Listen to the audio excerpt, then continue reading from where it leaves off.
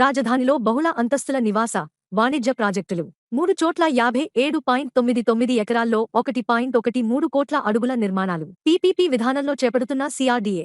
రాజధాని అమరావతిలో ప్రభుత్వ ప్రైవేటు భాగస్వామ్య పీపీపీ విధానంలో సిఆర్డీఏ బహుళ అంతస్తుల నివాస, వాణిజ్య ప్రాజెక్టులు చేపట్టబోతోంది. ఆర్థిక, క్రీడా నగరాల్లోని 3 ప్రాంతాల్లో 57.99 ఎకరాలను ఇందుకు ఎంపిక చేసింది. మందడం గ్రామ సమీపంలో హైడెన్సిటీ నివాస ప్రాంతం, రాయపూడి, పిచ్చుకలపాలెంలలో మిశ్రమాభివృద్ధి మిక్స్డ్ డెవలప్మెంట్ ప్రాజెక్టులు చేపడుతుంది. రెసిడెన్షియల్ ప్రాజెక్టులో బహుళ అంతస్తుల అపార్ట్మెంట్లు, విలాసవంతమైన నివాస భవనాలు, సర్వీస్ అపార్ట్మెంట్ల వంటివి వస్తాయి. మిశ్రమాభివృద్ధి ప్రాజెక్టుల్లో రెసిడెన్షియల్ అపార్ట్మెంట్లతో పాటు అత్యాధునిక వసతులతో కార్యాలయ భవనాలు, రిటైల్ అవుట్లెట్లు, రెస్టారెంట్లు, వినోద కేంద్రాలు వంటివి వస్తాయి. వీటితో పాటు కమ్యూనిటీ సెంటర్లు, ఉద్యానవనాలు, రిక్రియేషన్ జోన్లు వంటివి అభివృద్ధి చేస్తారు. మొత్తంగా 3 ప్రాంతాల్లో కలిపి సుమారు 1.13 కోట్ల చదరపు అడుగుల నిర్మాణాలు చేపడతారు. అంతర్జాతీయ బిడ్డింగ్ ప్రక్రియ ద్వారా త్వరలోనే ఈ ప్రాజెక్టులకు సిఆర్డీఏ టెండర్లు పిలవనుంది. సిఆర్డీఏకు అత్యధిక వాటానే ప్రాతిపదిక.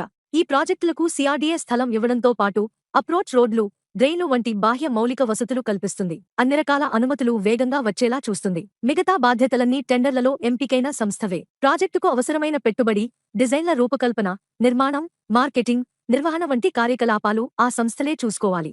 3 ప్రాజెక్టులకు సిఆర్డీఏ వేర్వేరుగా టెండర్లు పిలుస్తుంది. ప్రాజెక్టు నిర్మిత ప్రాంతం, బిల్టప్ ఏరియా లో సిఆర్డీఏకు అత్యధిక వాటా ఇచ్చేందుకు ముందుకు వచ్చిన సంస్థల్ని ఎంపిక చేస్తారు. ఉత్ప్రేరకంగా ఉపయోగపడేలా రాజధాని అభివృద్ధిని వేగవంతం చేయడంతో పాటు సిఆర్డీఏకు ఆదాయం సమకూర్చుకునేలా ఈ 3 ప్రాజెక్టులకు రూపకల్పన చేశారు. రాజధానిలో ప్రస్తుతం సిఆర్డీఏ ఆధ్వర్యంలో జరుగుతున్న హ్యాపీనెస్ట్ ఒక్కటే మొదటి రెసిడెన్షియల్ ప్రాజెక్టు. ఇది పూర్తిగా సిఆర్డీఏ నిధులతో చేపట్టినది.